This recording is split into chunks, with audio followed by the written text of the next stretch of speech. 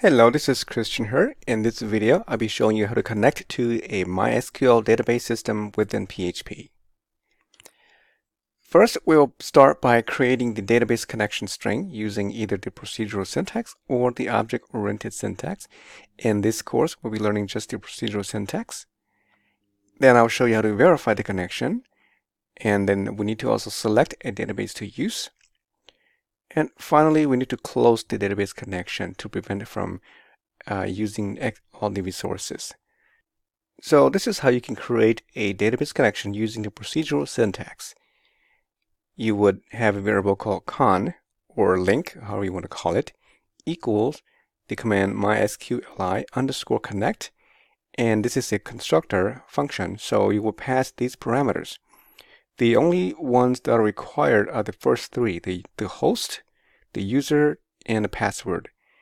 The database port number is socket, those are completely optional, although you can use it if you want to. And so here's a example of how a connection can be created using localhost as the host, admin will be the user, and a password provided. Once that connection string has been created, you need to test to make sure that it's successful. So you can check for the status of the con. That MySQL connection with string will return a true if it's successful. So if it's not true, in this case if it's false, then you can call the die function, and in that die function you can pass a strings in there. So you can pass the error message and then call the MySQL underscore connect error function to display the actual error. And this is also very useful to help you debug. It also tells you why the connection fails. It could be a password, incorrect password, invalid username, or invalid localhost, and things like that. And then once that's been successful, then you can go ahead and select a database. So you can have another variable called dbSelect equals MySQL select db, and you pass in the name of the database.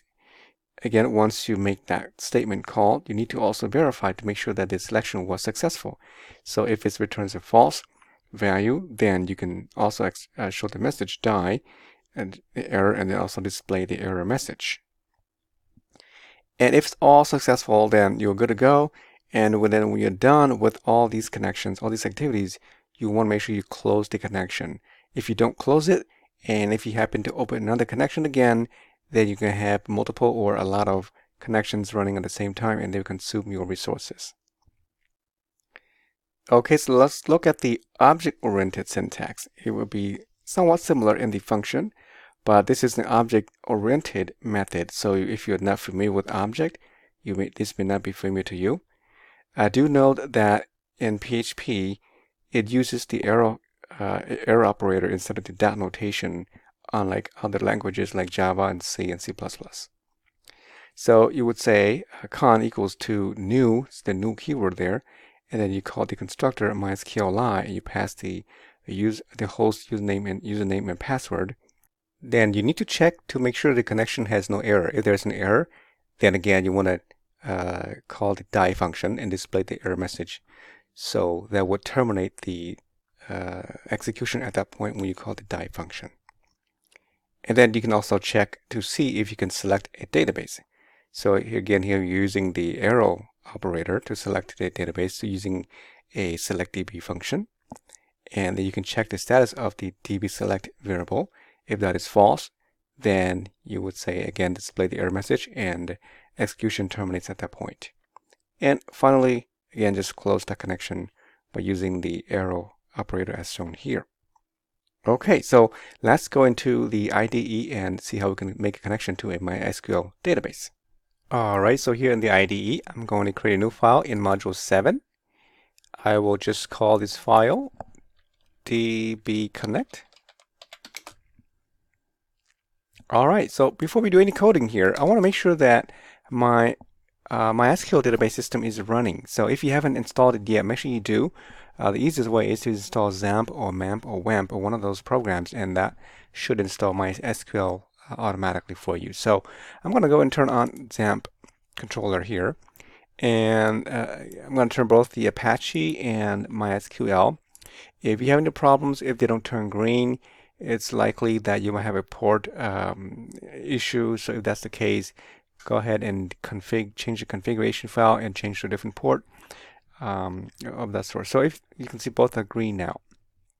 Okay, so first of all, you want to make sure that you can access MySQL, which you can see I can here. So if you click on the shell command here, it's going to load this window screen. This is like a command window here, and you are right inside the XAMPP folder. So I can do some SQL command in here. I'm just doing real quickly to show you what my database system will look like. It's probably empty. That's just a default database. So in here, you can just type in MySQL and followed by the -u for user, and you can put a username. Usually the default is root, okay, and then there's -p for password, and it's gonna, if you don't want a password, if you know, you can put your password here, and if you don't, just leave it blank like this. It's gonna prompt for that as well. And I think by default your password should either be root or just empty. I think mine is set to empty. So if you see, I just hit enter and I'll see that. Now I'm already inside the MariaDB. It does say MariaDB, even though it works just like MySQL.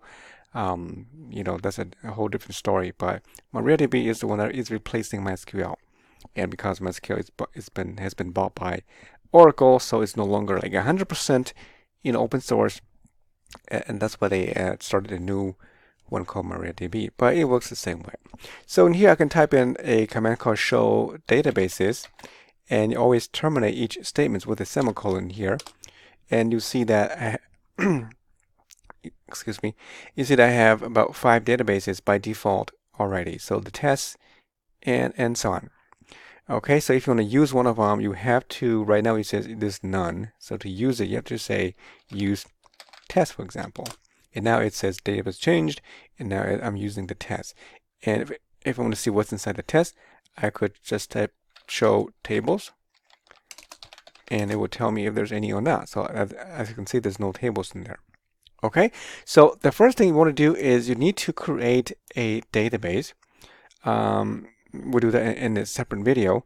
And then after that, you can go inside there and add some data to it. Okay, so you can use this to access the database if you like the command prompt. Okay, so I know this is running, so I'm good to go. Okay, so again, let's just show you that the username is root. Okay, is root, and then the password in this case, in my situation, is empty, so there's no password, but it's still going to be like a blank password. All right, so now I'm going to go ahead and create that string connection, or that connection that connects to the database. So usually you would create a few variables to store those information, things like the host, the username, and password. So I'll usually do something like this. You can say, because these are usually constant, right? So you can define constant by using define here, and I put here host, and my host is going to be just localhost. Okay, usually localhost. It's not always the case, but most of the case. I'm going to do a couple of them. This is the user is called root, and then the password, I just call it pass, and mine has no password, just an empty string. And then I have a database, so I'll put here DB, and I'll just connect it to the test one for now, because you saw earlier that it's a test DB, just to show that we can connect to that database. Okay, so now those are my constants. So these are DB constants. Okay, so I need those information. So to make the connection, I would declare a variable called con for connection, or sometimes you call it dbcon or link, right? I'm using the procedural method only. I'm not going to do the object-oriented. So this is the procedural syntax. So I'll say connection equal to MySQL I. Okay, make sure you use the I, the improved version. Connect, not error, but just connect. And then here you put the host, the user, password. And the database, you can put it here if you want. If you put it here as the fourth parameter, it will connect, it will actually use your database right away. So if you do this way, then you don't need to do the select DB. Okay, that means you're all good, ready to go. So that sometimes it's useful. But let's just say that you don't do that. Okay, I'm going to manually select one. So once you make the connection, once you run it, they need to check to see if con if successful. So say if it's not successful, then not. If it's false, if that's the case, then I need to throw an error. And the error is, you can put like echo here, and echo, you say like error, put here, and then also append the string to it. So the error message would be like the MySQL error, connect error. And you can print a message to the console or to the browser. You can also, if you're interested in doing, digging deeper into what the errors are, they also have a error number. You can use that as well. You can just put MySQL underscore connect underscore error no for error number. But I don't really care about that right now. So you can do that, and then usually once there's an error, then you would not, continue on. I mean, not show any other things, but let's just say that if that's the error, then you want to. I'll come back to that in a minute. So if it's no error, then you want to say, okay, successfully created. So you can put a message here saying successfully connected. So we know that it's connected to the database. And then finally, when you're done, you can just say, I'm going to put here MySQL close. I'm closing the connection called con object. Okay, I think that's what I want to do for now. I'm not selecting any database yet. I'm just making a connection. That's all I'm doing.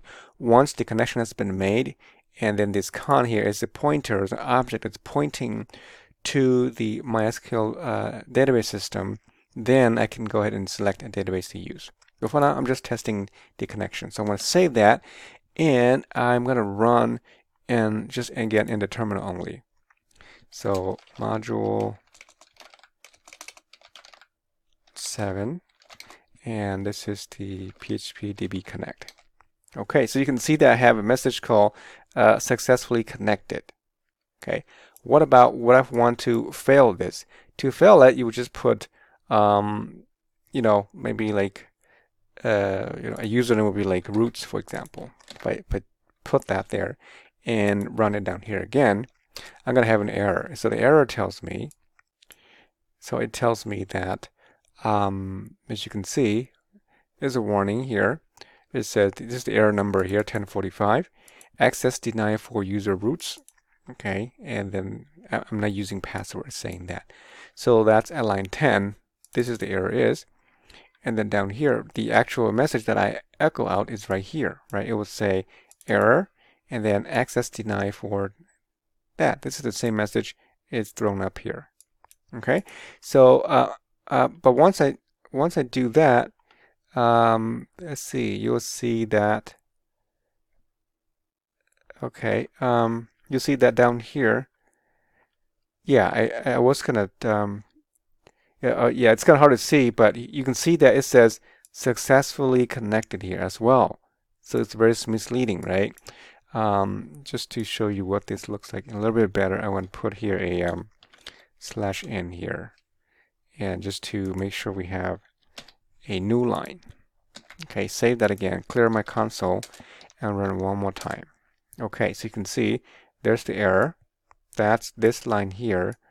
Because I did not halt execution at that point, it's going to continue on to the next line, and it reads this again and erroneously printed this message here as well. Okay, so usually when you run into issue like this, you want to put this part into the else part, or you can say here, you can say exit, and that will terminate the execution at that point, or branch it out to another area, right? So you won't see that second message down there when we too misleading. As you can see, it shows the error here, and then we're done. It doesn't proceed anymore. Okay, that's one way to do it. The other way is you can do this way. You can use a function called die. Okay, and you can put a message in there. It's just a string. You can say error here, and then you put the same strings in there. So I can put that one inside here. Okay. And what that will do is that it will die, right? The execution dies at that point. So anything you put after that will not be executed. So again, you will not see this line if the error is true. Okay, so if I save this and clear my console again, run it again, you'll see that again, you get exactly the same as before. It puts the error here, it stops there, it doesn't continue on. So you don't have to put the exit here anymore. Okay, so this is quite common to do that as well. All right, so now if the connection is successful, then I'm going to turn this back off to root. Then I can now, before I echo the statement here, I could show this successfully connected, and then the next part is to select a database, right? Select a database to use. And the database I'm using is called test, which is defined inside this constant DB here. So then down here, you're just going to call basically, you could just say MySQL select DB. And you can see you need two parameters here. One is the link. The link is the connection. And then the actual database name, which is DB. Okay. Now, this command here is okay. You can still use it. But, you know, it's preferred to use a query instead of that one.